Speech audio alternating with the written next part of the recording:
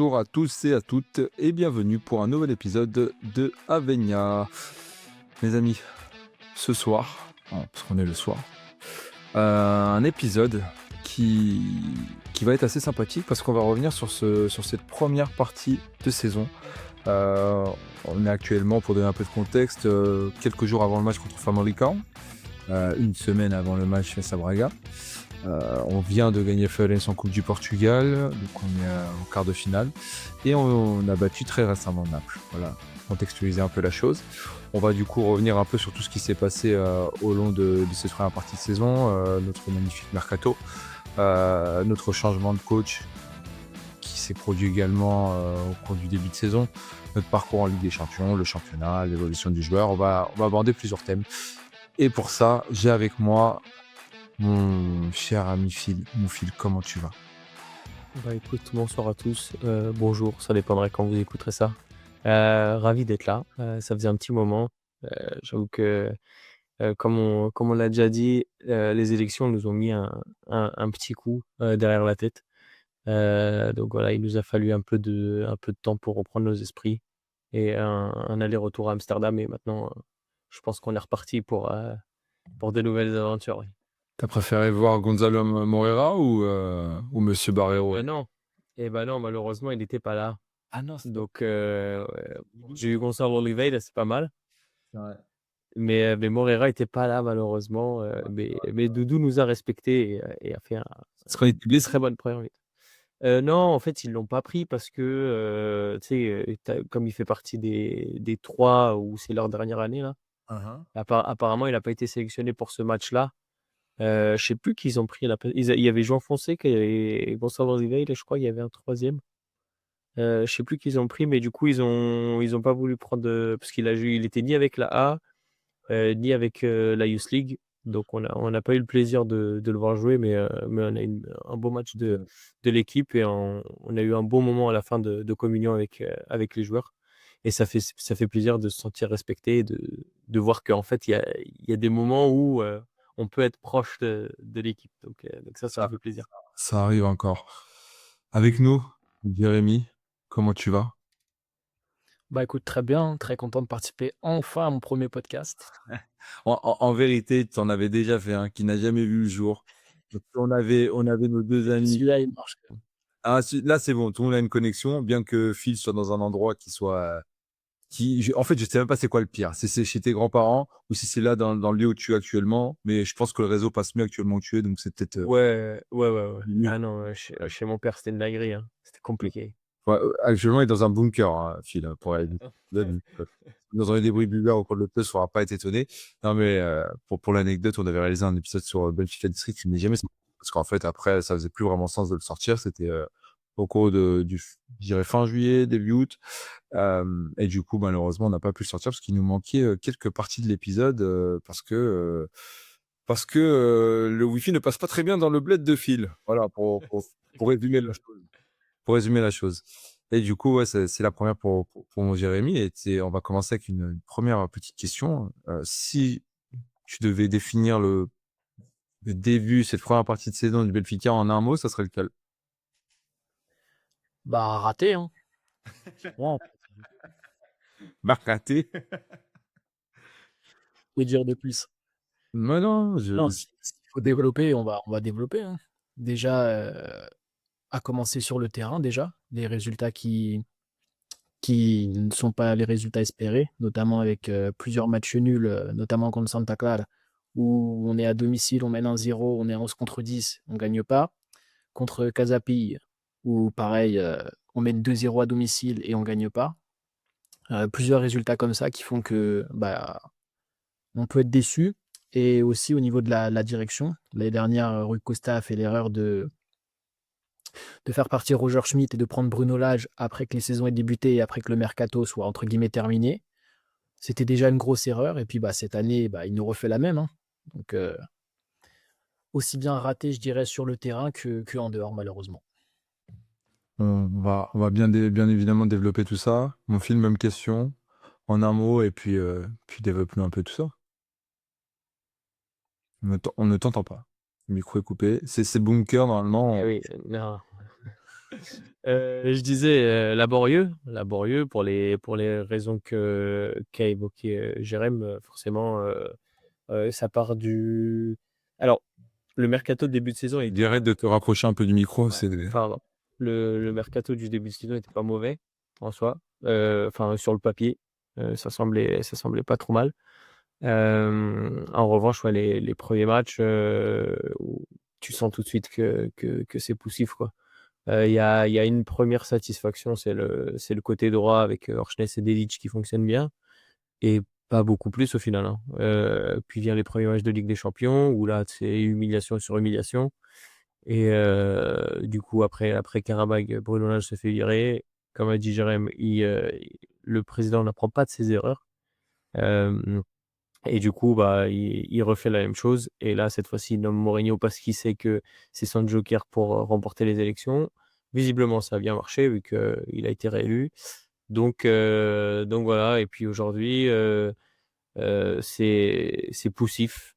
Ça va un peu mieux depuis quelques matchs. Mais dans l'ensemble, ouais, ouais, c'est compliqué, hein. C'est très compliqué. je vais me joindre à vous en disant, j'ai envie de dire encore, parce que c'est juste la même chose qui nous est servie chaque année pour l'instant. Donc, on est d'une certaine manière habitué. Et comme j'avais pu le dire à l'époque sur un tweet, on pourrait même ramener Guardiola que les problèmes seraient un peu les mêmes. Mais on va pas encore une fois revenir sur un épisode où on va parler de la politique du club de A à Z et taper sur notre bon vieux Rui. Ce n'est pas le but. Mais évidemment très déçu parce qu'on a un mois d'août qui au niveau des résultats est bon. Mais dans le contenu, il y a beaucoup mieux à faire. On a senti en fait qu'avec cette qualification en Ligue des Champions, que le job était fait. Comme si en fait on devait juste bien jouer au mois d'août, assurer les millions et après plus d'exigences. Et ça s'est vite cassé la gueule et le drame arrive très vite parce que on met directement Bruno Lage sur le siège éjectable. Un peu enfin, je dirais que c'est vraiment Santa Claus. Je pense le moment un peu critique. Je pense que s'il gagne ce match, il a un peu plus de tranquillité, mais je pense qu'il était voué à sauter à un moment ou à un autre. Et par la suite, bien évidemment, les résultats qu'on a pu voir en Ligue des Champions, c'est vraiment un cauchemar. Et bon, j'espère qu'on va finir par une bonne note, mais c'est vrai que niveau campagne de l'LDC, j'ai vraiment vu un début aussi catastrophique chez nous. Pourtant, il y en a eu des pépites. Et sur le championnat, dire on a 0 défaite, c'est aussi un fait. On peut prendre les chiffres comme on veut, mais par contre, on a, je crois, il me semble 4 matchs à ou 5 peut-être, ce qui est juste incompréhensible en sachant qu'on n'a pas encore fini le premier tour du championnat et qui nous vaut d'être troisième à 8 points du premier. Parce qu'il faut quand même rappeler ce fait, on est troisième à 8 points du premier, en ayant déjà joué le Sporting, en étant déjà allé au Dragon, mais il faut qu'on aille à l'Albalade. Et on doit encore aller à Braga dans 2 semaines et au milieu recevoir Famalicão qui est une belle équipe cette année, donc qui est vraiment intéressant et des joueurs très intéressants, donc il faudra se méfier. Le premier angle que j'aimerais attaquer, c'est est-ce que finalement, quand on voit ce mercato et ce mois d'août, est-ce qu'on est surpris de ce qu'on voit actuellement au niveau des résultats, au niveau de certains joueurs, au niveau, je dirais, notamment de l'évolution. Je vais commencer par toi, Phil. Est-ce que tu es surpris par ce que tu vois aujourd'hui? Bah, déjà aujourd'hui, le constat est pas le même qu'il y a un mois. On sent que depuis un moment, Rio se monte en puissance. Sporting, Naples, là, Farense à un degré moindre, mais sur les gros matchs, on sent que voilà, là, on commence, je pense, à prendre la pleine mesure de son talent et de ses capacités. Euh, je pense qu'il a enfin compris aussi que, en l'absence de Luque Bacchio, il est important de mettre Oršnes à droite parce que il équilibre beaucoup sans ballon. Avec ballon, il est très intelligent. Il est très dangereux aussi, que ce soit par les centres, par les dédoublements ou par l'espace qu'il offre à Dedić, qui est un joueur qui a besoin de bouffer la ligne. Et c'est pas possible avec Luque Bacchio parce qu'il se marche dessus. Il est obligé du coup de venir à l'intérieur d'Edic et même s'il est capable de le faire, il est un petit peu moins fan de ça parce que ça colle un peu moins avec ses habitudes. Donc bon, sur ça, ça a pas mal bougé. Même là, sur les derniers matchs, par exemple, tu vois, un mec comme Ivanovic, j'ai apprécié ses rentrées ou les matchs qu'il a fait. On sent qu'il y a un peu plus d'envie. Là où il y a un mois et demi, j'ai l'impression que le gars rentrait, il avait pas envie d'être là. Enfin, reste encore, tu vois, des mecs comme Prestiani, sans parler pour l'instant des gamins de la formation, mais des gars comme Prestiani où bah, il marque un très beau but l'autre jour, puis après il rejoue plus. Là, il a joué. Bon, il prend le jaune. Je pense qu'il l'enlève un peu parce que Tanta aussi pendant un jaune à la con, tu vois. Donc, Qu'il est sur le départ. de quoi? Est-ce que tu sens qu'il est sur le départ?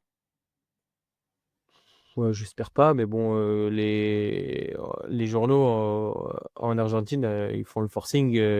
La TNT Sport le met déjà dans l'équipe de l'année prochaine, dans le 11 type de Gallardo. Donc, eux, là-bas, ils y croient dur comme fer. Après, bon, eux, ils ont tendance à tout multiplier par beaucoup dès qu'il y a une rumeur. Genre, ça fait déjà des photomontages de Dybala avec le maillot de Boca Junior. Donc, voilà, ils sont comme ça, quoi. Alors, alors, Et, alors qu'il va arriver ici et porter le 21. C'est quand même dingue. oh, putain. Ouais, je pense que là, je perds tous mes moyens. Donc, en vrai, surpris, je m'attendais à plus euh, du début. Est-ce que peut-être sur le papier, le mercato me semblait très bon. J'avais beaucoup aimé l'arrivée d'Enzo et les premiers matchs parce que on manquait beaucoup d'intensité au milieu. Peut-être ils ont amené trop d'intensité là, les deux d'un coup. Soudakov est un joueur que j'adore. Là, à gauche, j'ai beaucoup de mal. Je trouve qu'on n'exploite pas ses qualités. C'est un joueur qui doit vraiment avoir le jeu face à lui, là, mis sur un côté. Je suis pas très, très, très fan. Après, bon, je suis pas le coach, hein, mais bon, si ça lui permet d'avoir le meilleur équilibre, pareil, Barreiro au niveau de la pression.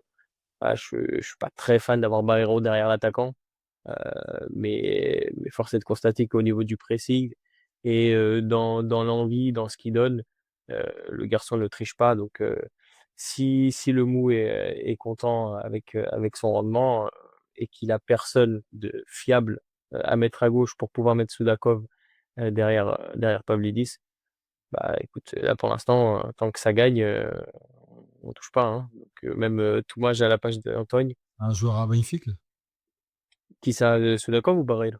Barreiro. Donc, Euh, Moi, je trouve. Après, c'est quoi? C'est le vrai Abaïfik ou.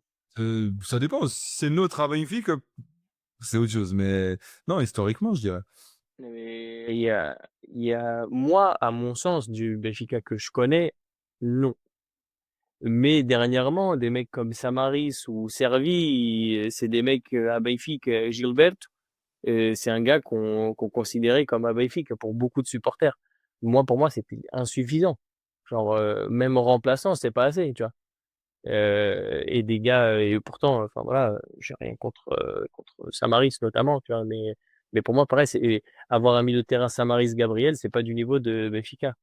Même si, bon, ils ont gagné un titre avec l'âge et fait ce qu'ils ont fait, mais pour moi, c'est pas assez. Donc non. Pas, à mon sens, non. Je voulais avoir un peu ton opinion sur ça, mais ça me va comme réponse, ça me va. Jérémy, moi, j'ai une autre question. C'est, on a vu ce mercato, comme l'a dit Phil au début, voilà. Des joueurs, au global, je pense qu'on recrute quand même pas mal de joueurs de qualité, hein. Encore une fois, on peut pas dire qu'aujourd'hui, ce n'est pas le cas. Est-ce que tu penses que Mourinho, même s'il prend pas l'équipe en début de saison, il y a une équipe qu'il a quand même assez complimentée, est-ce que tu penses qu'il avait les armes pour faire mieux, notamment en championnat? Je vais pas dire Champions League parce que le calendrier n'était pas forcément évident. Il y avait peut-être mieux à faire contre le Leverkusen à la maison. Mais est-ce que tu penses qu'en championnat, il n'y avait pas quand même des matchs où il aurait pu faire autrement malgré le fait qu'il soit arrivé tôt? Si, clairement, il pouvait, avec l'effectif qu'on a, comme on l'a dit, le mercato, on a quand même claqué plus de 100 millions. même s'il est arrivé après que ce mercato soit fini, entre guillemets, il a quand même les armes pour faire mieux. Notamment, on peut prendre le nul contre Casapi. Ça, on est à domicile, on mène 2-0. On ne doit jamais faire match nul. C'est 2 points de perdus et qui nous relègue un peu plus de Porto. C'est des matchs qu'on doit tous les jours, on doit les gagner. Après, il y a quand même un but qui peut être peut-être Puskás pour Thomas Araujo, ce qui était quand même une belle frappe. Ouais, bah ça, en fait, en fait, ce week-end, je pense qu'il faut même pas en parler parce qu'il y a le nul contre Casapi avec le but de Thomas Araujo qui sort de je sais pas d'où. Il y a Rui Costa qui est réélu. Il y a l'affaire Chelsea. Je crois que le week-end à Benfica, on pouvait pas. Vraiment, ça, c'est un vaccin. Souvent, il y a le vaccin de la grippe, et là, ça, c'était un bon vaccin, ça. Tu vois, on parle souvent des supporters marseillais qui sont fidèles à leur club et qui seront fidèles à leurs copines. Nous, je pense que c'est pareil. On est dans le même cas. Si tu es fidèle à Benfica, tu seras fidèle toute ta vie. Tu vis des week-ends comme ça te marque à vie. Je ne sais pas si tous nos auditeurs sont fidèles à leur femme, on espère qu'ils le seront pour Benfica. Même si c'est pas évident. Bah ouais, je vais aussi compléter un peu vos dires en rajoutant que il y aura beaucoup à dire, mais sur la partie un peu attente, je suis pas surpris tant que ça, dans le sens où pour moi l'idée de base est mauvaise de garder Bruno Lage, parce que on l'avait dit, on avait fait un premier podcast sur le mois d'août où on disait au début on nous explique qu'il y a très peu de matchs, il y a beaucoup de matchs, donc c'est dur. Enfin, il y a des objectifs à remplir en août, donc c'est dur de se projeter et de mettre quelque chose en place. Et moi, après, j'avais peur des excuses suivantes qui étaient, bah là, on joue tous les 3 jours, donc c'est encore plus dur de faire confiance à des jeunes ou développer quelque chose. On n'a pas beaucoup d'entraînement, blablabla, comme si Benfica était le seul club dans cette position. Et donc, je voyais mal Bruno Lage faire quelque chose vraiment de qualité avec cet effectif.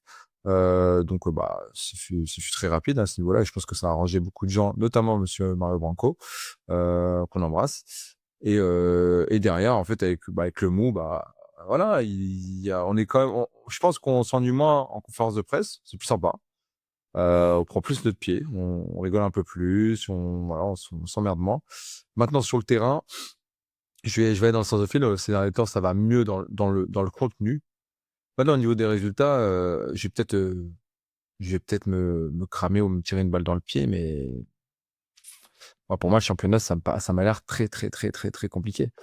Je vous passerai la parole après, mais selon moi, et peut-être qu'on fera que de ça et me dire en mai, nous marquer, Dani, bien, t'es vraiment une merde. T'avais dit qu'on n'allait pas le gagner, mais moi, je pense honnêtement que le match qui nous condamne, c'est ce dernier match de Sporting où il fallait absolument gagner. Et où peut-être on a gagné, entre guillemets, dans notre manière de jouer. Il y a encore, je trouve, un match pour moi qui est vraiment horrible.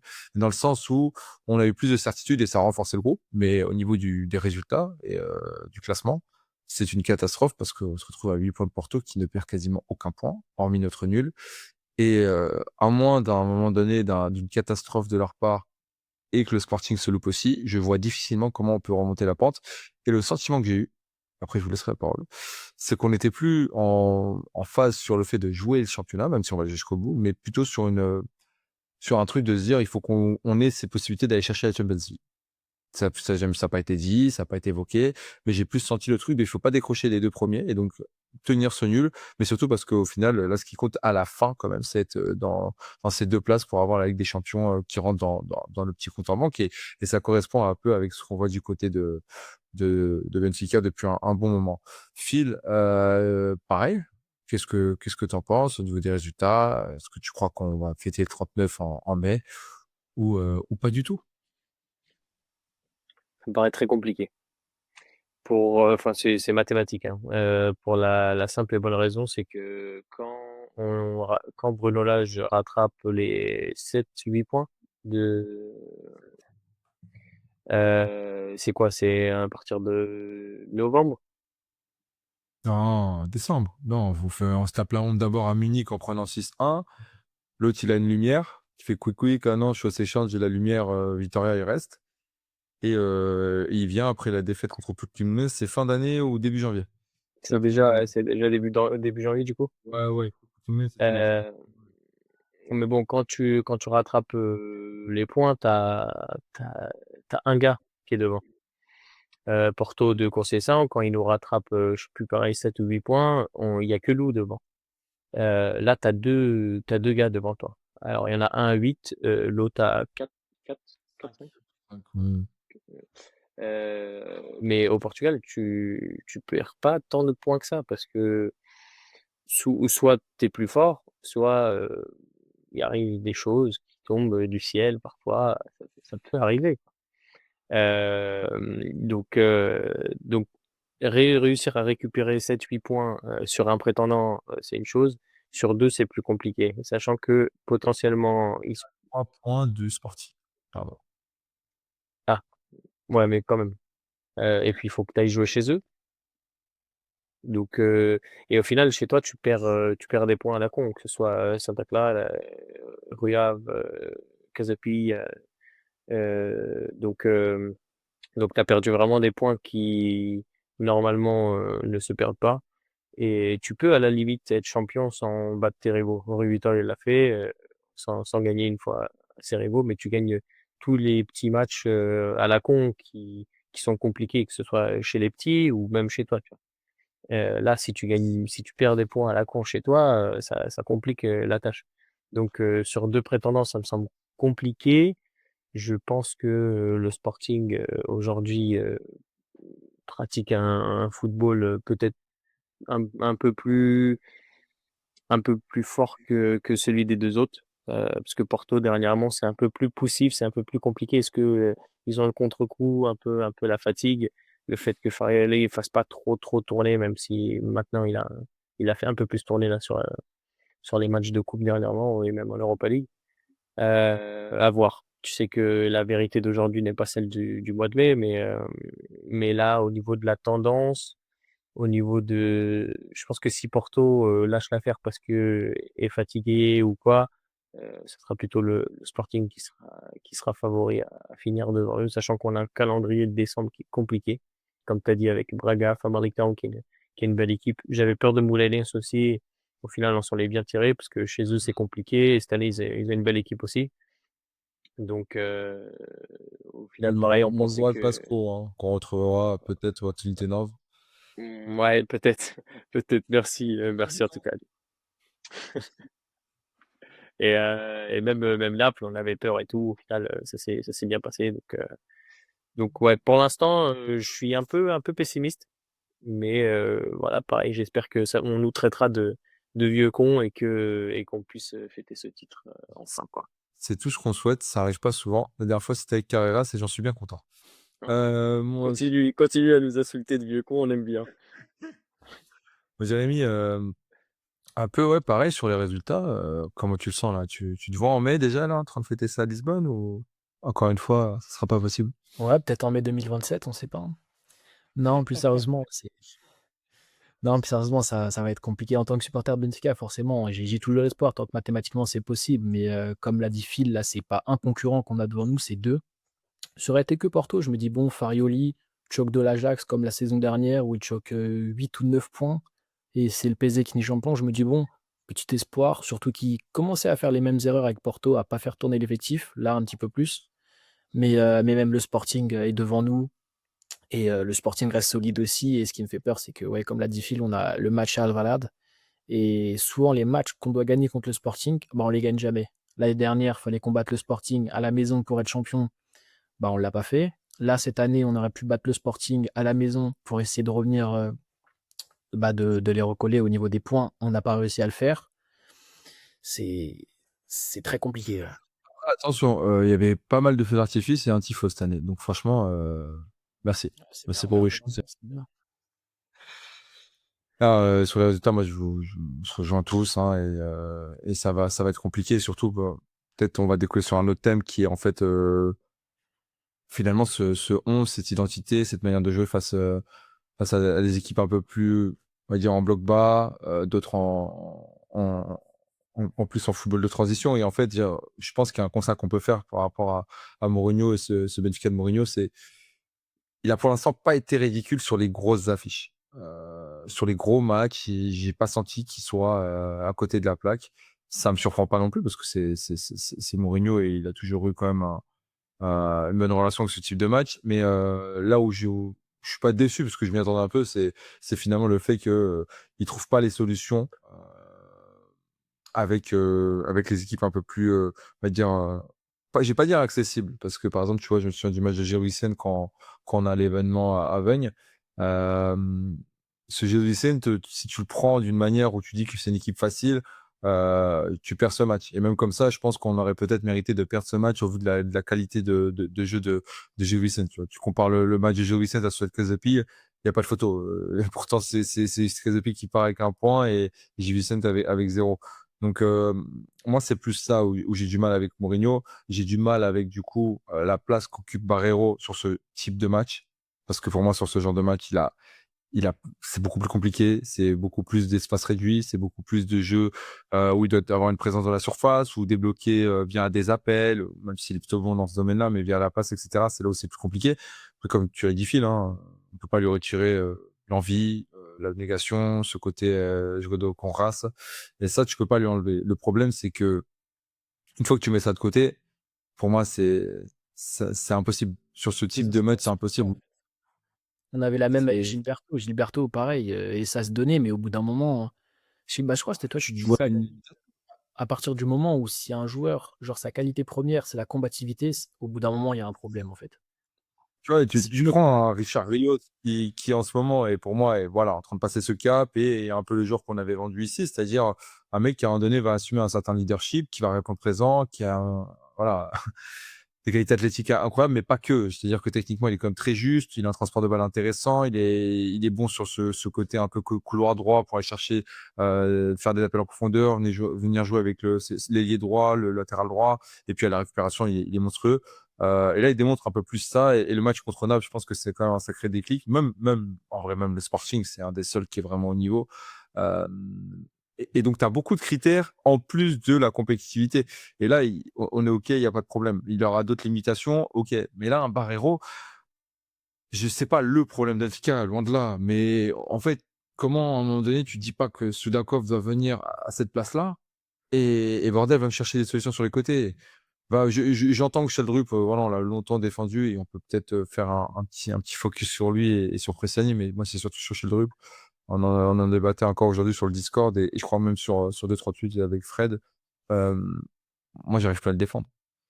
J'ai beaucoup de mal à le défendre, mais je parle même pas forcément de l'affaire qu'il a eu, qu'on met de côté, pas dans le sens où on s'en fiche, pas du tout.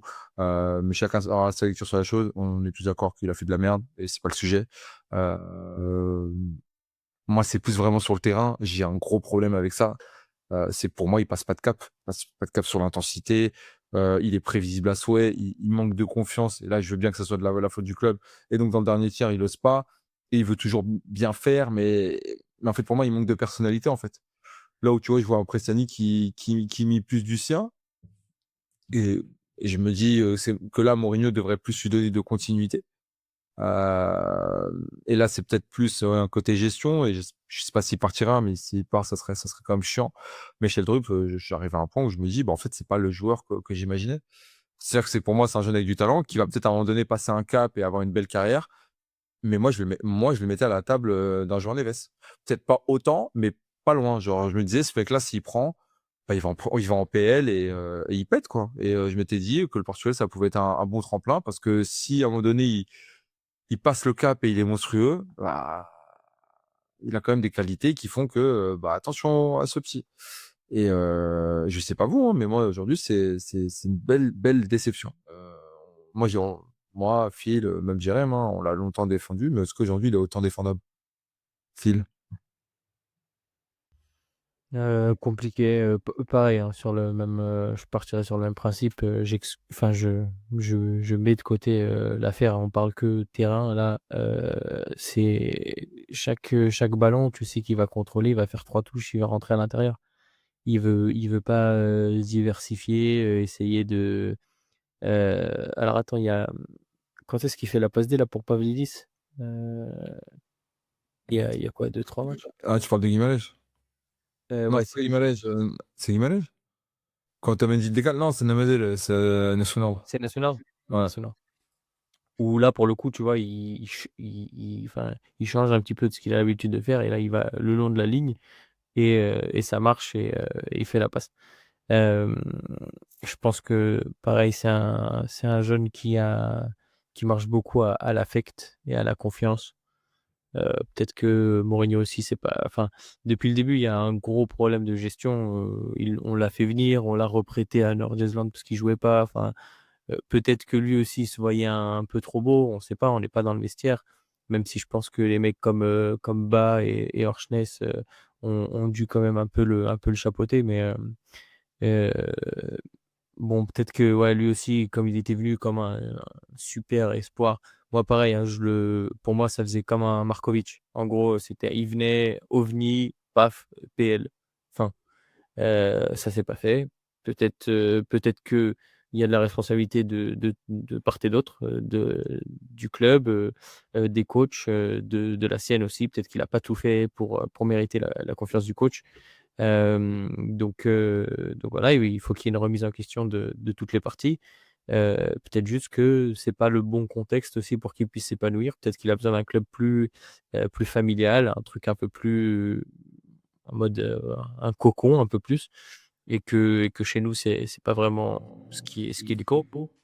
Mais pour l'instant, ça devient compliqué. Je me dis: «Est-ce que, Prestiani, même si j'ai pas trop souvenir de l'avoir vu à gauche, enfin, il a dû faire quelques matchs même, avec les sélections jeunes, son profil un peu dynamiteur, ça pourrait nous faire du bien, replacer son gars comme Mourinho, Rodri». il lui faisait confiance côté gauche quand il le faisait jouer, généralement. Même si généralement, c'est plus à droite, qu'il y a quand même pas mal de matchs où il est côté gauche. De base, ouais, de base, il est plus, à droite, Mm. même, à Vélez quand il arrive, c'est vraiment à droite et tout. Mais pour moi, il a vraiment toutes les capacités pour jouer, ailier intérieur à gauche. Ce qui permettrait à Orchnes aussi de jouer, toujours, ailier, meneur excentré du coup, à droite, garder cet équilibre. En plus, il défend déjà plus qu'il y a quelque temps en arrière, Prestiani. Hem donc pour moi, ça pourrait coller. J'ai l'impression que Dahl aussi, a est un peu meilleur là et il est un peu mieux. Est-ce que le but à l'Ajax, ça lui a fait du bien aussi peut-être? Moi, j'ai trouvé que la commu, de manière générale, avait été très dure avec lui. C'est moi, je comprends le truc de tu passes de Carreras à Dahl, ça met une claque, mais aujourd'hui Carreras, c'est le seul qui le regarde dans les yeux, c'est doit être Nuno Mendes, enfin, ou qui doit aller chercher, c'est Nuno Mendes. Mais au-delà de ça, je trouvais que c'était quand même très très dur. Le gamin, ça faisait plus d'une saison qu'il n'avait pas vraiment une place de titulaire dans un club. Là, on lui donne de remplacer un mec. Attention, il est dans un contexte où l'équipe elle déroule pas non plus. Le mec devant lui, il a pas vraiment une référence, donc il doit s'adapter constamment. Et tu vois, finalement, là, quand le collectif ressort et il va mieux, bah, le gars, il répond bien. Et tu sais quoi? J'avais peur sur ses qualités défensives. Et le mec, il fait quand même, il te tient les restes l'autre jour. Face au Sporting, il est très bon aussi. Pour moi, il a pas autant merdé. Alors, tu vois, l'image, c'est Leverkusen où il met la tête. Ok. Ouais, mais ça T'as vu, on est d'accord. Tu peux pas résumer ça à cette mais action-là. en vrai, je sais pas si vraiment les gens l'ont pris en grippe pour ça. Je pense que ça a été plus ou moins accepté. D'ailleurs, Mourinho a vite fait ce qu'il fallait, en conférence. Mais rappelle-toi, là, on a fait un space, après le match contre le Bayern où moi j'avais dit que, j'avais peur, sur les gros matchs, notamment là, il avait Olysée qui était un sacré client. J'avais peur sur ses capacités ou son incapacité à défendre parce que nous, on l'avait vu que dans un espèce de système un peu hybride où il était, ailier défensif un petit peu, sous l'âge. Là, il fallait vraiment défendre. Ranieri avait pas trop aimé ce côté défensif et lui préférait Angelino, bon, ce qui est normal, c'est un joueur un peu plus confirmé déjà. C'est pour ça qu'il l'a laissé partir. Mais bon là, il va mieux. Il faut savoir aussi que ton leader de défense et du coup ton collègue, à ta droite qui est central gauche, qui est censé être le doyen et le leader de l'équipe, c'est pas l'assurance tout risque, loin de là. Donc ça complique aussi la chose et surtout, bah, le central gaucher est pas gaucher. Donc Et moi, je vais le dire, hein, et c'est un terroriste. Voilà, c'est un terroriste. il suffit que tu lui fasses une passe en retrait, le gars, il va t'envoyer un ballon en touche parce qu'il a pas de pied gauche. Même, il est pas, je sais Il est pas. pas Non, rassurant et non, mais en fait, Carras a une personnalité, un leadership. Tu vois, il a un truc. c'est pas tout le monde qui a ça, cette capacité-là. J'ai l'impression qu'avec les jeunes, des fois, on en parlait avec Yassine une fois et je trouve que la posture est pas folle. Je sais pas si Ça j'arrive. va surtout au stade, je pense ça. Ah ouais. Je pense que le Où il ouais, arrive plus. C'est pas ouf. En fait, c'est vraiment, c'est pas ouf. Donc, après c'est quand tu fais banane sur banane comme il l'a fait, quand tu collectionnes déjà une compile de conneries depuis le début de saison qui est déjà pas mal, et là, le truc fashion, là, de me tirer des pénaltys à chaque fois. Alors, moi, je le comprends, le sous-entendu, hein. Le sous-entendu, là, c'est ma dernière saison et je veux marquer encore un peu plus l'histoire du ouais, club. je suis Ramos, quoi. Voilà, et là, je pète un câble et vas-y, je le fais, tu vois. Mais alors, on entend ça une première pour Atlético. Ok, c'est cool. Après ça, on passe à autre chose. Et tu vas me donner le ballon à Sudakov ou à Ivanovic, qui méritent aussi d'avoir un peu plus de confiance en eux. Et ça passe par des buts, tu vois. Et surtout Ivanovic, qui a un poste. Ivanovic qui mange de ça, enfin, il vit de ça, quoi. Je sais pas ce que t'en penses, Jérémy, sur le sujet Otamendi, mais moi, perso, j'y ai un peu là. Donc, Non, moi, ce qui me dérange, ouais, c'est que Otamendi, c'est notre capitaine, c'est lui qui porte le brassard. Il avait déjà voulu tirer un penalty, il l'a raté. Là, tu as l'occasion, tu as Ivanovic qui est titulaire, tu as l'occasion de mettre ton coéquipier en confiance, tout simplement. Et je pense que c'est par là que ça passe le rôle de capitaine. Et en fait, voilà, c'est un petit peu, bah, c'est moi qui passe en priorité, c'est moi le capitaine. Je fais passer mes intérêts avant ceux de mes coéquipiers qui en ont plus besoin. Et, et malheureusement, c'est dommage. Donc, j'ai été beaucoup dur avec Otamendi à ses débuts, à raison, vu toutes les bourdes qu'il a fait. Après, voilà, on le remercie pour les services rendus. Il a fait des sacrés bons matchs, mais honnêtement, j'espère que c'est sa dernière saison. Et je pense, ouais, au vu de tous les pénaltys qu'il veut tirer, ça semble être la fin. Donc, j'espère qu'on saura enfin fermer un cycle. on est bien d'accord sur Monsieur Otamendi. On va passer là. Enfin, on va pas continuer sur le sujet. Vraiment dommage qu'on ait pas de central gaucher, vraiment dommage. Ah, Vraiment tu vois, dommage. voilà, on va un Tu peu. vois, lui aussi, il gueule sur toute la défense et il passe tout le match à gueuler. Et Jérém était là, il a vu aussi contre l'Ajax. Tout le match, il fait que gueuler sur sa ligne de défense. Mais par contre, il est impérial. Et puis, il y a le hors-terrain. Hors-terrain, c'est lui qui lead, c'est un supporter sur le terrain. Super coupe contre le Sporting et l'Algarve. On gagne. Le mec est Je terrain. crois qu'il utilise des super coupes de cheveux parce que c'est vrai que mais mec, Une super coupe de cheveux, on peut pas lui enlever. j'ai vu une story de son barbeur hier, vraiment Ah, je l'ai vu aussi. Franchement, joli taper. On peut pas lui enlever. super. Ah non, mais on parle bien évidemment de Monsieur Gonzalo Oliveira qui, voilà, pour moi, en fait, ça me fait rire parce qu'on a fait un podcast là sur la formation avec Hugo. Encore une fois, on ne sait pas quand il sortira, si c'est avant celui-ci ou après. Mais du coup, on parle rapidement aussi de Gonzalo Oliveira dedans. Et oui, moi, c'est un joueur comme moi, j'adore ce bonhomme. Je pense qu'il il va s'installer dans l'équipe, ça va être impressionnant. Après, je vais dire honnêtement, c'est pas le joueur qui me dérange le plus dans le sens où c'est pas scandaleux qu'il joue pas cette année, mais j'aimerais bien le voir de temps en temps faire quelques minutes, quelques apparitions à droite à gauche.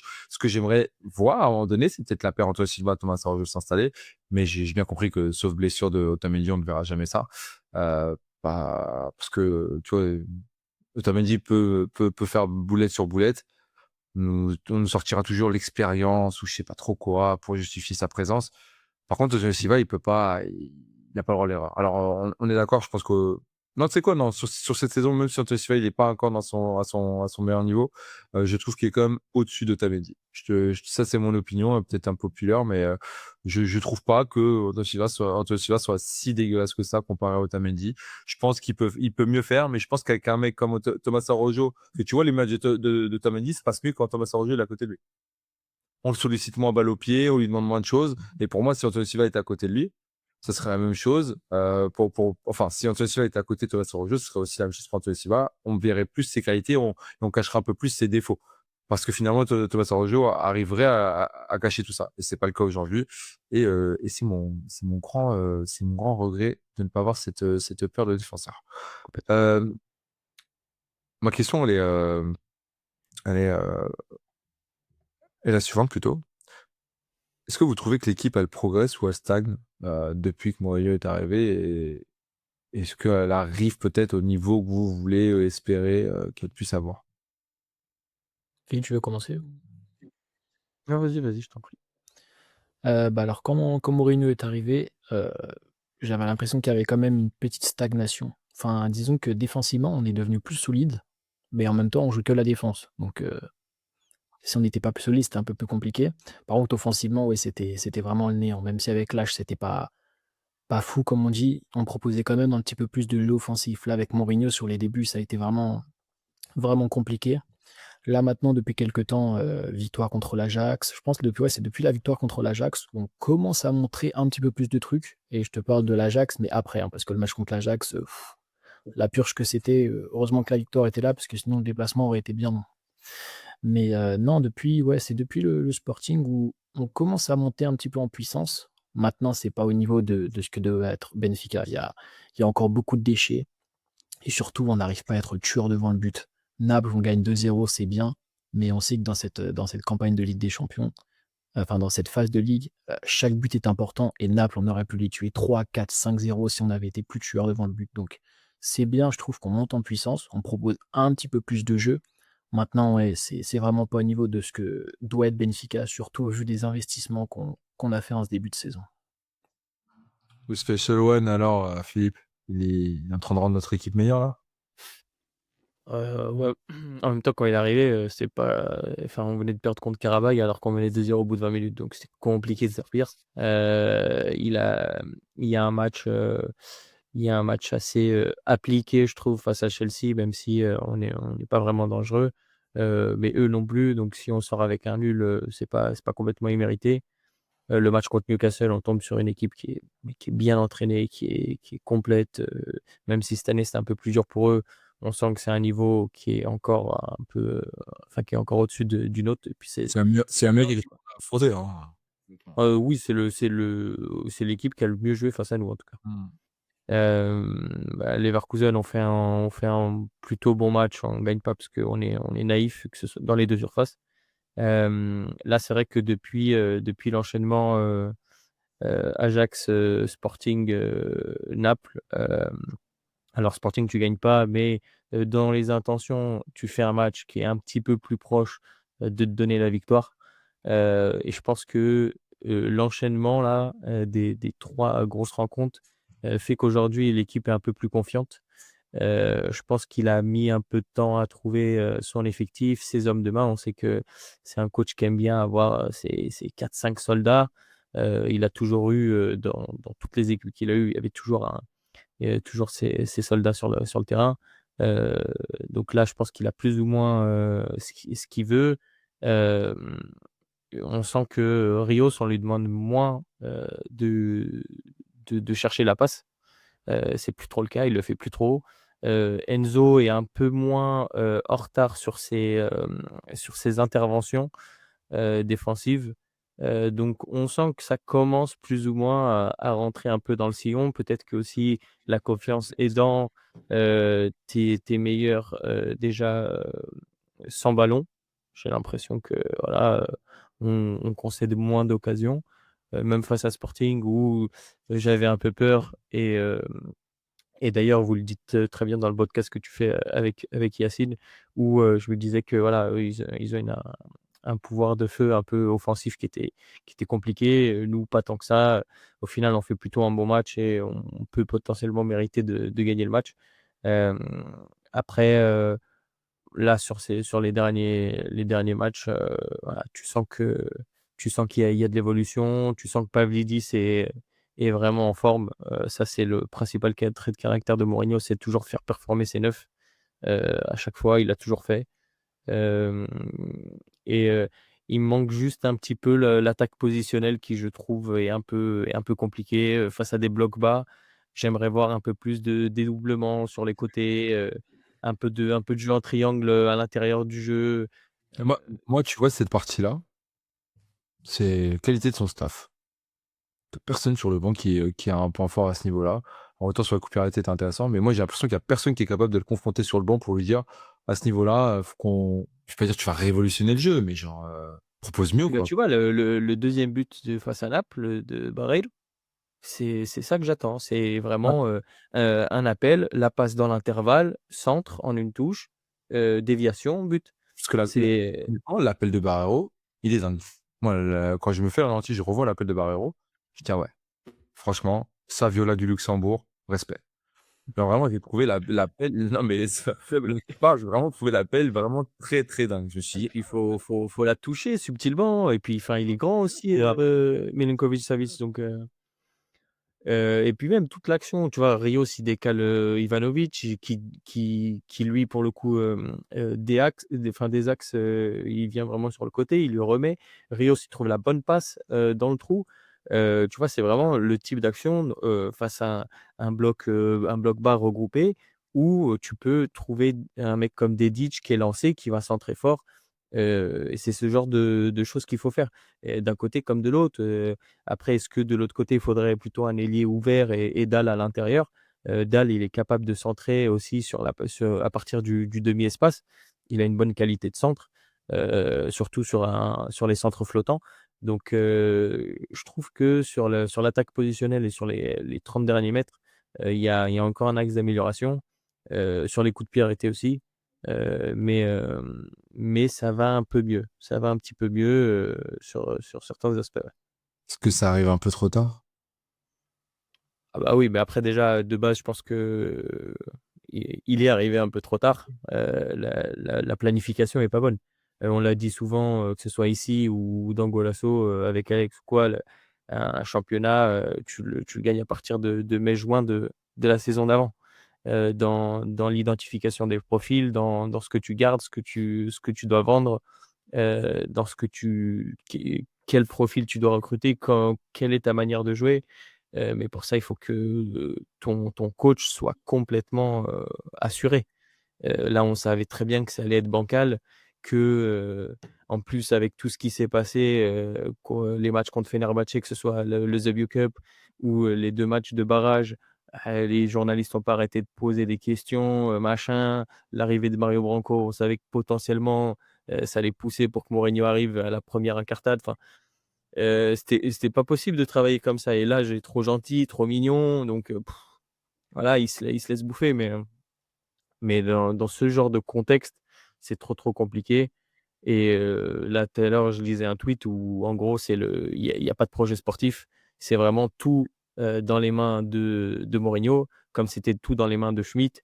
Si demain, c'est ou la fédération appelle Mourinho, bah, c'est quoi ton plan B? Alors, moi, sur ce que tu dis, je te rejoins à 100%, sauf sur peut-être un truc. Là où je voyais, oui, le truc un peu en mode Bruno Lage et Rui Costa, Roger Schmitt et Rui Costa. Là, moi, je vois surtout, et j'espère que ça va être fait comme ça, et je crois que je l'avais déjà dit, peut-être sur le podcast de Yacine sur les élections, qu'il n'a pas encore sorti. Moi, pour moi, c'est surtout, c'est pas que Mourinho, c'est le tandem Mourinho-Mario Branco. Mmh. Et c'est moi, parce que je sais qu'on est beaucoup de gens étaient tombés sur Mario Branco, moi, j'estime que c'est quand même un bon choix à la base. C'est un homme compétent. Et on avait expliqué que c'était souvent sur la partie restructuration, que ce soit en interne ou enfin, sur le staff, etc. Sur la Sur formation. du court moyen terme, non? Ouais, Je voilà. crois je crois que c'est ça. Du coup, ça colle avec Mourinho. Ça n'enlève Mmh. pas le problème qui sont, on a un président nullissime, mais ça résout quand même un truc, c'est si le mec se met en retrait et laisse du coup Mario Branco et Mourinho. Et vu la personnalité des deux bonhommes, je pense que quand ils voudront un truc, ils l'auront. Je pense que ça, du coup, n'hésitera pas à les écouter et c'est pas plus mal d'une certaine manière. Maintenant, il faut voir à quel niveau, tu vois. Et ça va me pousser à peut-être à poser la question suivante, c'est Jérémy, selon toi, comment je peux te demander ça? C'est quel serait le mercato idéal de janvier, tout en prenant en compte la formation que tu as, selon toi, pour cet effectif? Bah, déjà, identifier les jeunes que tu peux faire monter et les postes auxquels tu as besoin. Là, le truc, c'est que Mourinho fait jouer. Enfin, en fait, si Mourinho et les jeunes, c'est compliqué. Enfin, pas que Mourinho et les jeunes, mais c'est que là, il fait monter un jeune à chaque match, mais derrière, il n'y a pas de continuité, en fait. Donc, on ne sait pas s'ils vont pouvoir assurer après ou s'il va falloir recruter, comment dire, recruter à chaque poste. Maintenant, moi, je serai à la place de la direction de Benfica. Je ferai confiance aux jeunes. Je pense qu'on a déjà assez on a beaucoup dépensé cet été déjà. On n'est pas non plus, on n'a pas du pétrole sous le stade. Surtout que bon, s'il faut sortir les sous pour le Benfica District, à Skip, on en a. Non, on l'a pas encore trouvé, mais on en a. On a en vue ça. Il faut au bout d'un moment, je pense qu'on a le mercato cet été a été cohérent. Maintenant, voilà, faudrait faire confiance aux jeunes dans ce club. Et si on fait confiance aux jeunes, il y a moyen que on n'ait pas besoin de recruter cet hiver, en tout cas. Phil. Est-ce que faire confiance aux jeunes, c'est faire confiance à Rodrigo Rego, principalement? Moi, je pense pas. C'est peut-être. Enfin bon. Le petit, depuis qu'il joue, il est pas mauvais. Force est de constater. J'avoue que la première fois où j'ai vu qu'il était appelé, je crois que c'est Athletic, non? Donc voilà, ce jour-là, je vais manger au restaurant avec mon équipe et tout, donc je regarde le match sur mon tel. Quand je vois l'équipe, je dis: «Bon, je pense que Flashcore s'est trompé et c'est João Rego et pas Rodrigo Rego». Parce que je vois pas pourquoi il appellerait Rodrigo alors que je crois que même dans la baie, il ne jouait que très peu. Et puis parce que je connais un petit peu le petit, je voyais pas forcément les qualités pour qu'il monte, surtout quand les mecs comme, Jean Vloz ou Gonçalo Moreira ne jouaient pas. Mais force est de constater que depuis qu'il joue, bon, il est pas mauvais, non complète et puis tu sens que voilà, il sait pourquoi il est là et il a la dalle. Maintenant, je pense que voilà, c'est pas une solution forcément viable, parce que à droite, a priori, ça devrait être Luque Bacchio. Est-ce que maintenant que Orchnes est installé à droite et équilibre, le milieu de terrain, est-ce que ça serait pas plutôt ça et faire rentrer Luque Bacchio en fin de match pour déséquilibrer, un petit peu le match? Parce que pareil, heu, il déséquilibre, mais je crois qu'il est déséquilibré du cerveau aussi parce qu'à chaque fois les décisions sont pas bonnes. Que ce soit, sur les quand il faut faire la passe, il tire, quand faut tirer, il fait la passe. Enfin, hem, c'est pas, enfin il est pas clutch et ça pose un réel souci. De l'autre côté, visiblement, Sheldrup ne compte pas vraiment. Soudakov, pour moi, ce n'est pas une solution viable à ce poste-là. Il doit jouer derrière l'attaquant, encore une fois. Donc, à la limite, aller chercher un ailier gauche. Attends, parce qu'il y a Bruma aussi qui va revenir un jour. Non, on commence pas. Là, on arrête, on fait tout. J'ai vu la vidéo. Hein. Celle où il est au gymnase et il a la piscine et récupère. Laissons-le récupérer et on va Ça va aller, monsieur. Laissez-nous tranquilles. On a des affaires sérieuses à traiter. J'ai vu comment Kipembe il a récupéré et est parti au Qatar. Lui, vous me le trouvez un club là, des deux saoudiennes, ce que vous voulez, mais Et puis sur les côtés, est-ce que les petits sont vraiment là pour faire l'affaire?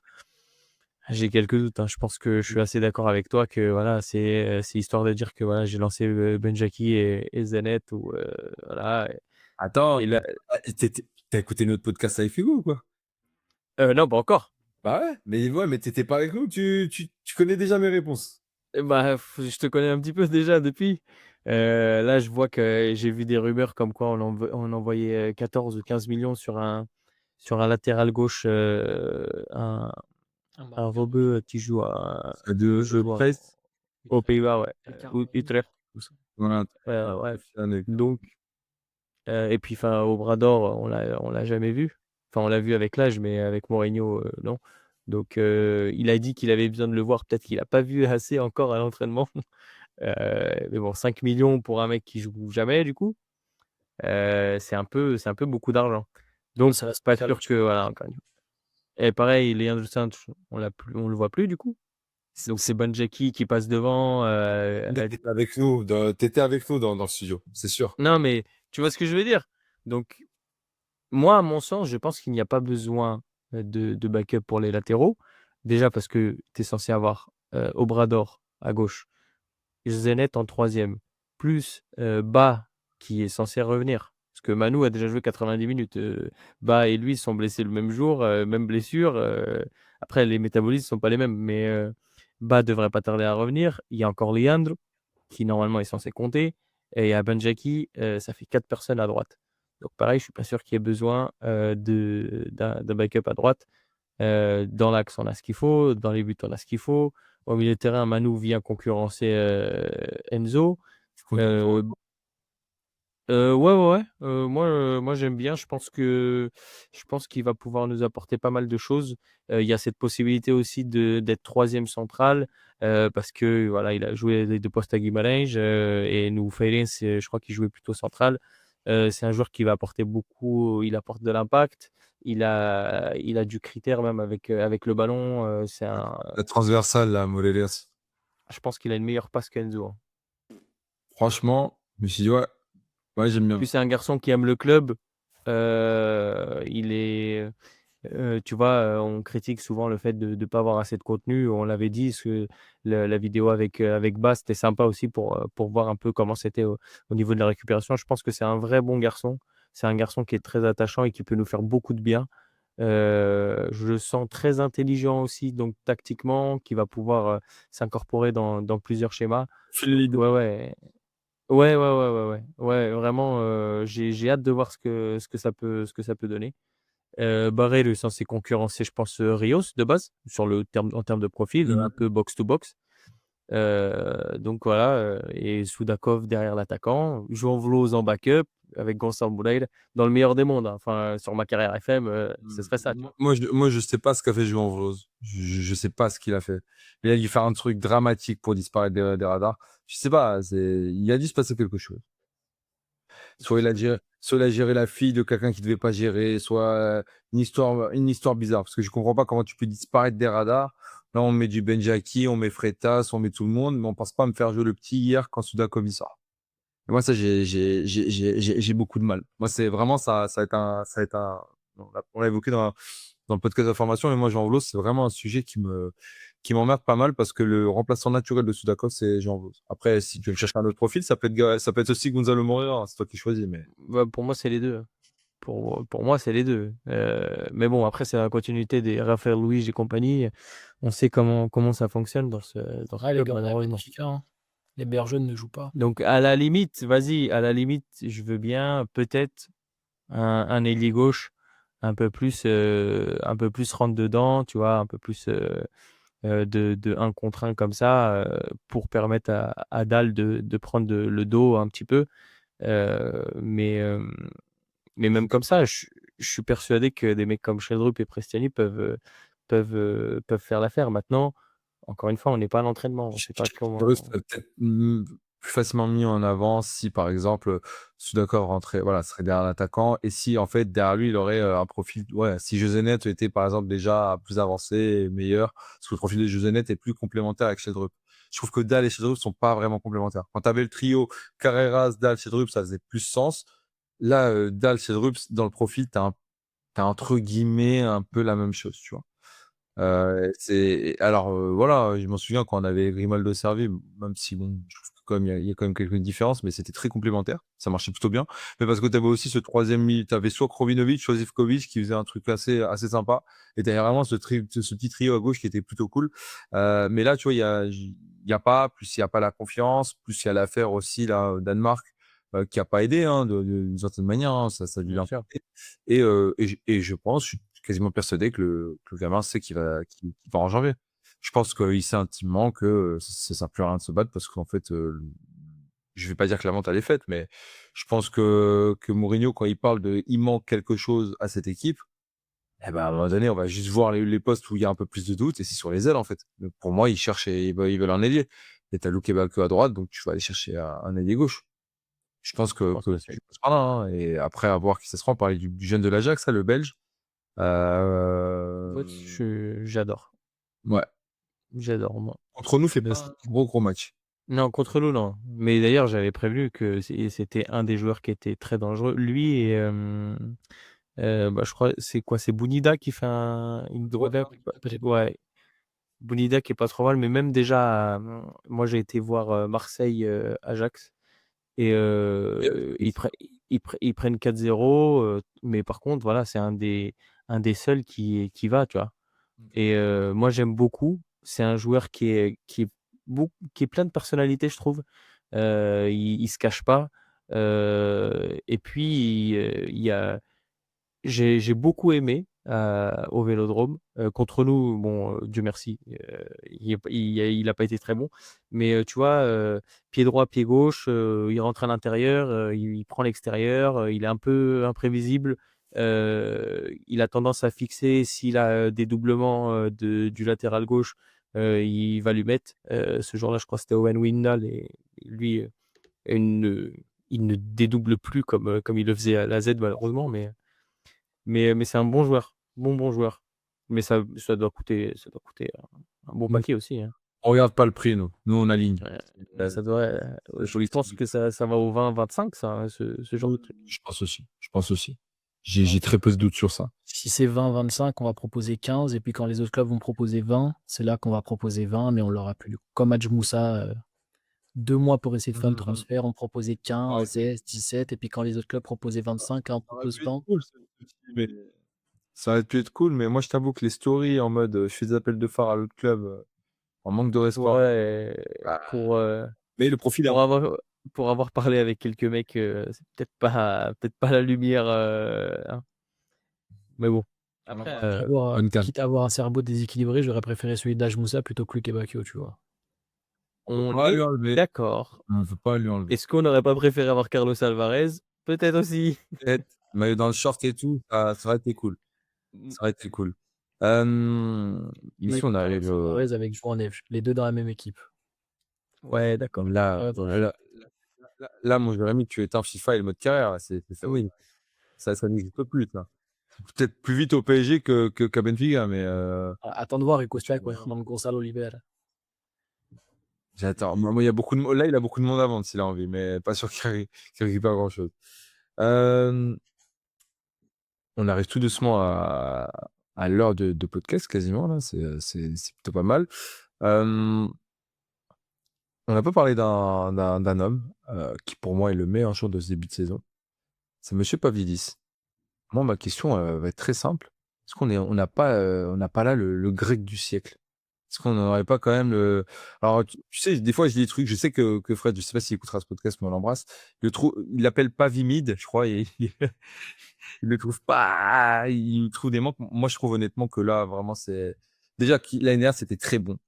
Mais le début de saison, il lui manquait, voilà, ce côté tueur devant les buts. Là, je trouve qu'il sauve beaucoup de matchs. Et là où au début de saison, je le trouvais vraiment un peu poussif dans le contenu, dans le jeu, mais il marquait. Là, j'ai l'impression qu'il arrive à joindre les deux bouts. Et là, il a le côté créateur, bon dans le jeu. Et en plus, le mec est tueur. Et il est déjà, je crois, plus d'une vingtaine de buts. Donc, qu'est-ce qu'on lui demande voilà, c'est de trouver un moyen pour gagner le titre d'une manière ou d'une autre parce que tout le monde n'est pas encore attendu. Mais moi, j'adore. Enfin, je sais pas toi, Phil, mais moi, j'adore. Oh, bah. Je salue Fred pour ses innombrables surnoms qu'il trouve et la créativité qu'il a, c'est exceptionnel. Moi, je suis un fan de la première heure depuis la Z. D'ailleurs, quand on signe Arthur Cabral, je dis, et moi j'étais plutôt satisfait. Alors aujourd'hui, bon, je passe pour un con, mais j'étais plutôt satisfait parce que je me suis dit, c'est bien, c'est un attaquant de surface, ça va nous changer un petit peu de ce qu'on avait, pensant qu'on le recrutait pour avoir deux styles d'attaquants. Et en fait, non, car nous n'avons pas de plan chez nous. On recrute des joueurs comme ça. On voulait Beltran, Beltran est parti à la Fiorentina, on a dit, ah ouais, bah, du coup, vous voulez pas lui? On a dit, oh, bah, si. Donc, Rui Pedras nous l'a ramené avec ses AirPods et on le remercie. Mais du coup, ouais, moi, j'ai dit, j'aurais préféré avoir Pavlidis à la place de Cabral. Pavlidis ou Jiménez. Jiménez coûtait trop cher, donc Pavlidis, il signe l'année d'après et j'étais complètement ravi parce que persuadé que c'est un joueur qui est un peu atypique parce que c'est pas fréquent de voir des joueurs quand même techniques, pied droit, pied gauche, habile, capable de faire jouer ses collègues avec une telle stature. Tu vois, c'est un frigo quand même, le gars. Et en fait, il est intelligent, il décroche, Du coup, il ouvre les espaces, il est capable de tenir le ballon parce que son physique le permet. C'est un mec qui a, à Willem 2, avant de venir à la Z, joué un peu parfois sur le côté. Donc, il est capable aussi de jouer un peu sur le côté, tu vois. Donc, il peut dézonner un petit peu dans le demi-espace. C'est un joueur qui s'associe assez facilement, heu, qui peut se frustrer si ça se passe pas trop bien et qui, par contre, quand il est en confiance, bon voilà, il frappe du parking, comme là contre Moulins où il fait ce qu'il veut, quoi. Donc, on l'a déjà dit, toute proportion gardée, il nous fait penser un petit peu à Karim, dans son style de jeu. Mizani, ouais. Non, Karim Benzema, bien évidemment, toute proportion gardée, hem, mais dans le style d'attaquant, et je trouve qu'il y en a pas tant que ça actuellement. Donc c'est peut-être ce qui est le plus bankable aujourd'hui, malheureusement, et ce qui devrait, tu penses pas? Thomas Araújo? Non, c'est pas ça, c'est que moi, en fait, moi, Pavlidis, c'est depuis la première heure, c'est un peu comme style Rios. Pour moi, c'est des mecs qui te font 4-5 ans pour Benfica. Ouais, parce qu'il est déjà un peu âgé, genre? Bah, c'est ça. Et en fait, même tu prends par le scope du genre. En fait, à un moment donné, il va potentiellement renouveler son contrat, il va passer un cap salarial, il va être dans le top des salaires. Parce que je pense qu'il va potentiellement être le meilleur buteur du championnat, il va avoir des stats qui sont encore plus impressionnantes. Enfin, à l'échelle européenne, il est troisième ou quatrième, donc c'est assez impressionnant. Et derrière, il a un âge qui est, je crois, il est déjà 25, 26, voire peut-être 27. Euh, on l'a vu pour Gyökeres, le saut tu le fais et regarde à combien il a été vendu et regarde ce que faisait Gyökeres au Portugal. Moi, je pense que Pavlidis au Portugal, c'est régalade. En Champions League, dans son contexte, c'est très bon. En Angleterre, ça tape des clubs intéressants, mais ça tape pas le top 5. Et donc, dans ce cas-là, est-ce que ça vaut le coup d'aller peut-être s'enterrer dans un Fulham ou autre, ou est-ce que c'est pas peut-être plus intéressant d'avoir un gros salaire à Benfica et de faire 4, 5, 6 ans dans un club et de se régaler, quoi. Donc, moi, c'est le feeling que j'ai, c'est que c'est un joueur on va encore garder un petit moment et qui va être une référence dans ce vestiaire à Savagnet. Est-ce qu'il serait pas Serie A compatible, genre, pour remplacer Lautaro à l'Inter, Pas pour la impossible. Juve, au Milan, je sais pas. Moi, je sais pas pourquoi j'ai un feeling comme quoi je le vois un petit peu dans la Serie A, et puis ça peut être, plus tard parce qu'ils ont tendance à mettre, des attaquants un peu plus âgés. Mais tu vois, un peu dans ce système de l'Inter, je me dis: «Lautaro, il a fait le tour, il va vouloir, un nouveau truc». Mais moi, le tarot, je le vois faire sa carrière là-bas, tu vois. Ah, tu le vois pas venir faire une petite pige au PSG avec Luis Enrique? Moi, je vois le tarot finir là-bas avant de partir en Argentine. Je sais pas si à un moment il voudra pas autre chose, tu vois? Maintenant, Je mais me dis, dans un système à 2 attaquants, Pavlidis avec un mec un peu plus mobile, alors pas forcément, Thuram, hein, mais ça peut être un autre. on Mais, il est mandaté par Mario Branco pour vendre Pavlidis. non, non, non, mais je me dis, pour moi, enfin, ça me semble pas complètement illogique. Après peut-être, Ça c'est s'entend. moi qui, Ça s'entend. mais je le vois pas, ouais, pareil, je le vois pas trop aller en PL, ou alors ça serait dans le milieu de tableau, ou voilà, un club qui se serait stabilisé, mais qui serait genre, je sais pas, un Everton, un truc comme ça, Ouais. pour les places européennes. Mais Mateta. ouais, pour remplacer Mateta? Ouais, exactement. Ouais, j'allais dire, surtout que Mateta, bah, lui a des envies de Serie A, donc pourquoi pas. Et Crystal Palace, bah, ce qui paraît, par contre, Olivier Glasner devrait quitter le club. Il va y attends. T'es à Benfica, t'es titulaire.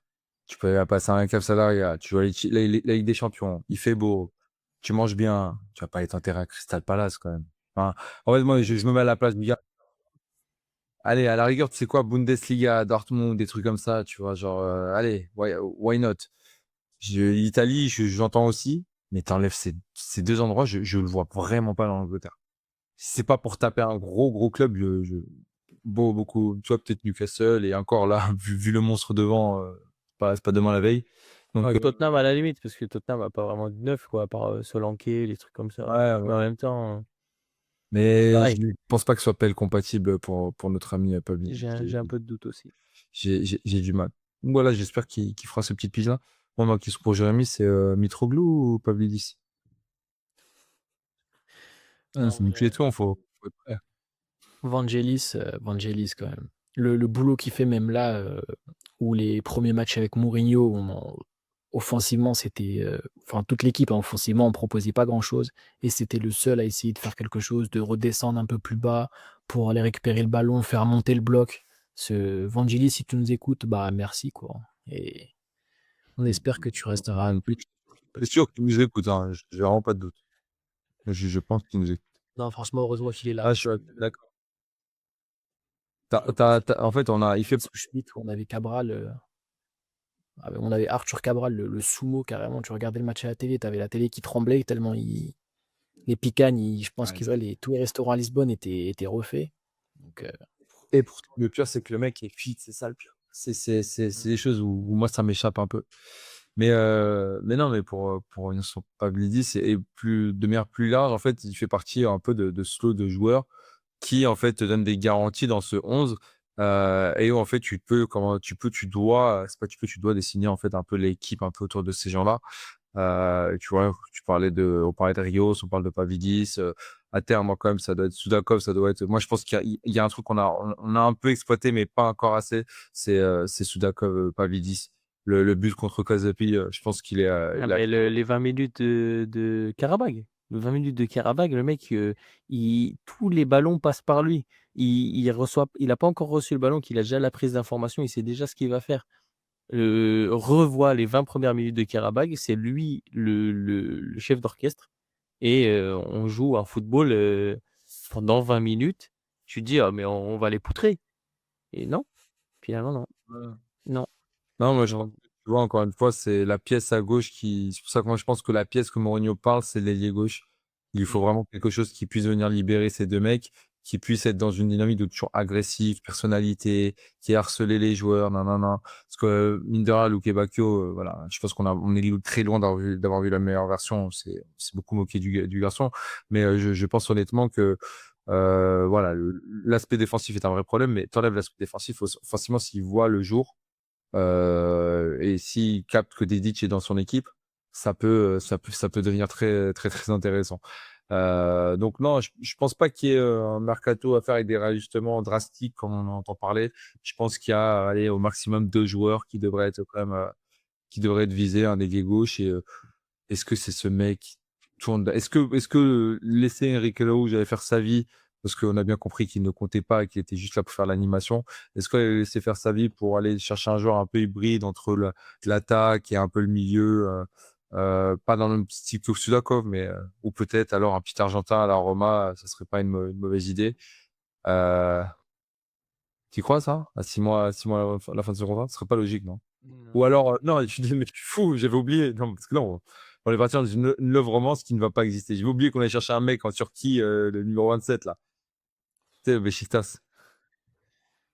J'avais oublié. Non. Moi, ça me ferait chier pour tout ce que représente le garçon, tout ça, machin, machin.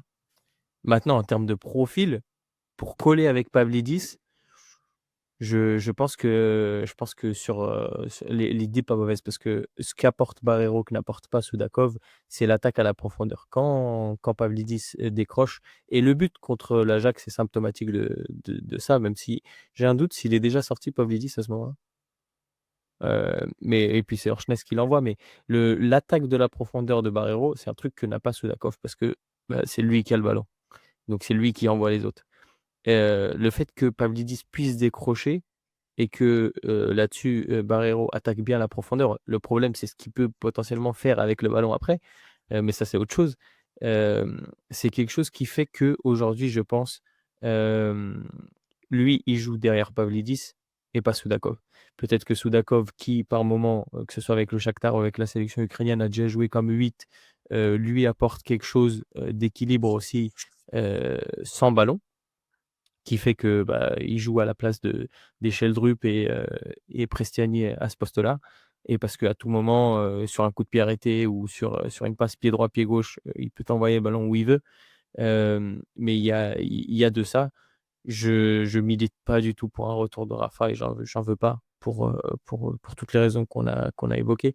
Maintenant, sur le profil, peut-être qu'il faudrait un espèce de 9,5, 10 qui attaque comme ça. Ça aurait été cool d'avoir João Félix, quoi. Mais enfin, je dis ça. Je dis ça comme ça.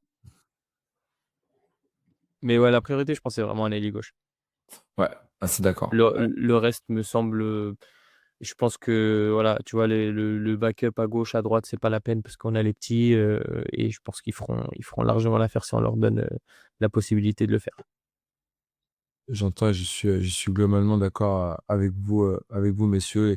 Et je pense qu'on fera un petit épisode mercato voilà, pour se projeter sur les besoins du club, sur les premières rumeurs. On verra. Il y aura quelque chose de dessiné à ce niveau-là. Après, est-ce que Orchness n'est pas complètement installé à droite? Parce qu'encore une fois, là, maintenant, depuis. En poste.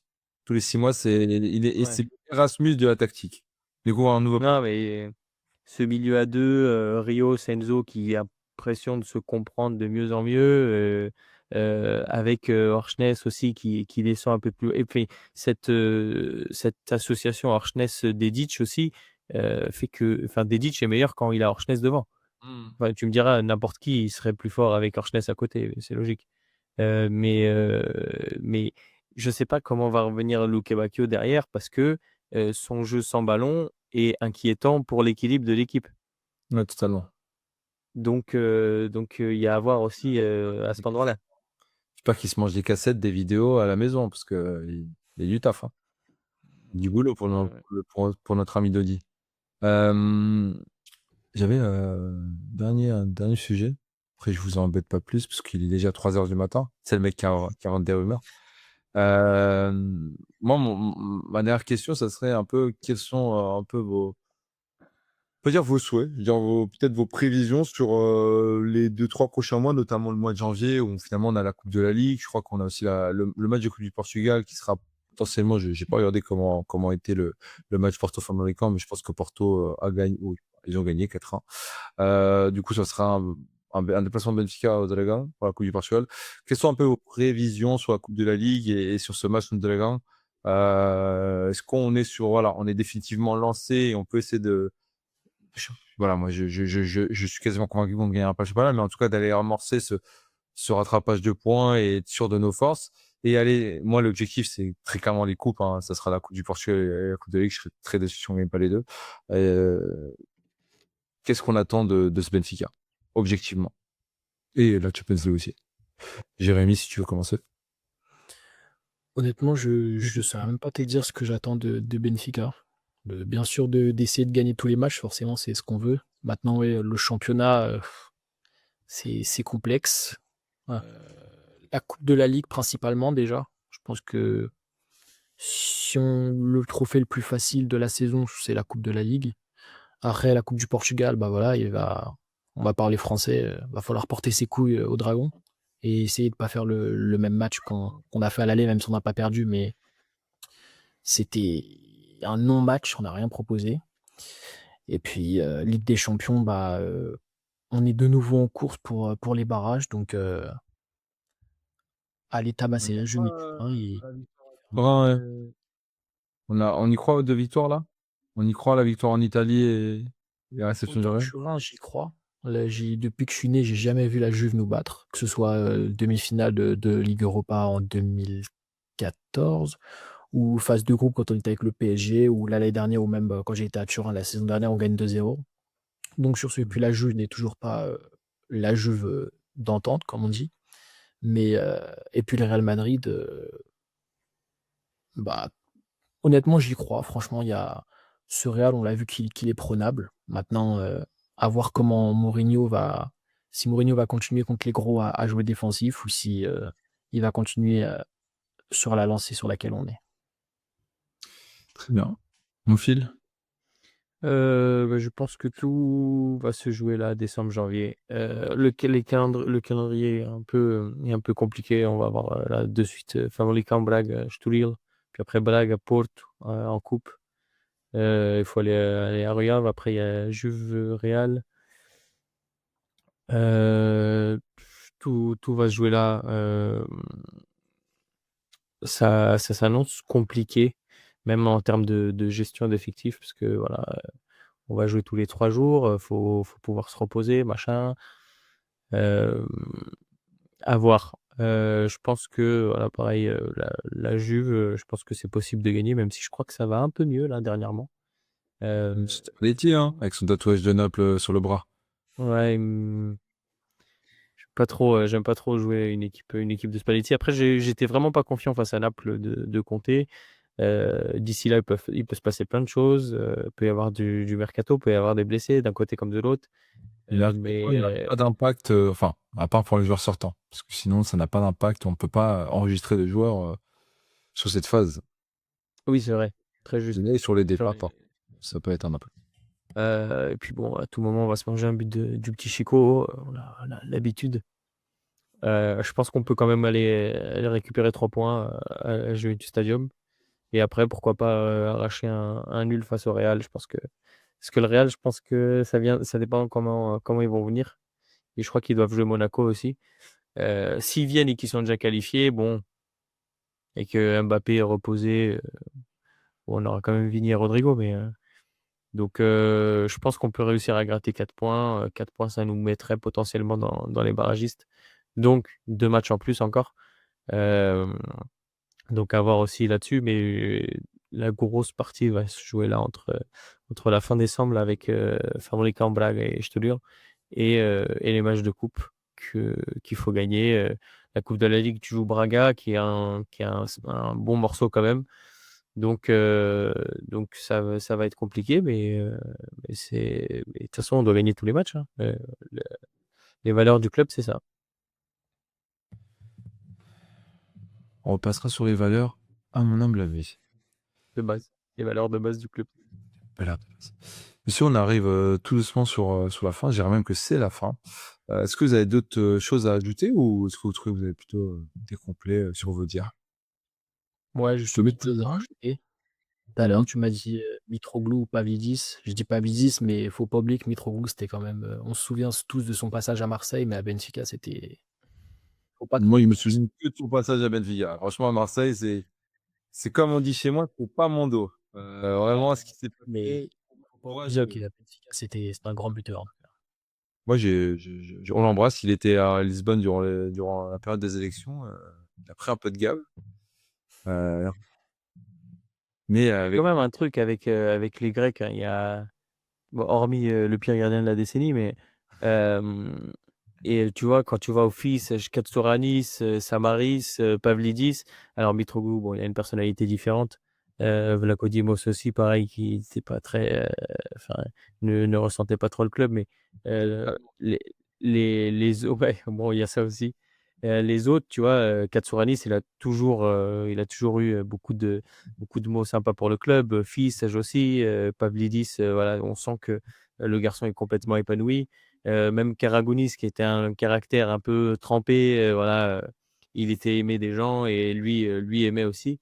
Donc, ouais, il y a vraiment une bonne filière grecque chez nous. Donc, pourquoi pas D'ailleurs, aller chercher Benfica, le club n'avait pas fait Elias. une belle vidéo de présentation quand Pavlidis a signé. Si. Vraiment, pour le coup, c'était vraiment bien. J'avais bien aimé la vidéo de présentation pour notre cher Grégo. C'était bien mérité, je peux vous le dire. Et Numéro 10 au Paoka, ou qui peut jouer ailier gauche, si jamais si jamais il y a besoin.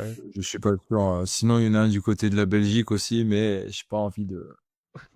Coûte cher, mais il y a encore une fois le contrat Cher. finit bientôt. Donc, Cher. c'est là aussi, il faut sauter sur les occasions. Ah, l'un comme l'autre, là, ça ferait du bien, hein. Contrat, je crois que c'est 2027 la fin de son contrat. Ah ouais, à Carestas? Vraiment, c'est ça. Moi, les occasions comme ça, des fois, c'est là où il faut se pencher des fois aussi. Mais c'est pas, je pense pas que ce soit l'idée du. Pas notre métier. Non, c'est vraiment pas notre métier, hein. J'ai une anecdote, je crois que je raconte en off, il y a vraiment pas mal. Bon, passons. On embrasse nos amis grecs et notamment Monsieur Manolis sur Twitter, qui coûtera Bien certainement évidemment. pas le podcast, parce que je pense pas qu'il comprenne le français, mais on l'embrasse quand même. Très gentil. Messieurs, il ne nous reste plus qu'à saluer nos chers auditeurs. J'ai fait un truc que j'ai pas fait sur ce podcast, j'ai fait sur l'autre, mais pas sur celui-ci. Peut-être que vous écoutez cet épisode sur la route pour le Portugal, pour rejoindre vos familles et fêter Noël et le Nouvel An. Faites attention. On vous souhaite un bon voyage. Pour ceux qui ne le font pas et qui sont donc dans la situation de file, bon courage à Paris parce que quand même, qu'est-ce qui fait froid. En effet, il fait très Ouais. froid au Portugal. Il fait C'est juste. pour ça que j'ai sorti le pull de Noël, hein, parce qu'il Oh. caille. On avait bien compris, non, mais tout ça pour vous souhaiter des bonnes fêtes. Voilà, cet épisode sortira normalement avant le match contre Famalicão. Le reste, on verra. On va tous reprendre des vacances quand même. Et il y aura encore un peu de contenu, notamment peut-être un avant de match pareil face à Braga, comme on a pu le faire pour le Sporting. Normalement, il y aura un truc avant Braga qui serait quand même une belle affiche aussi avant cette fin d'année. Les gars, merci beaucoup. Jérém, j'ai l'impression que tu as fait 10 000 émissions avec nous. On révélera juste ce style de connexion, mais outre ça, c'était un réel kiff. T'as bien aimé?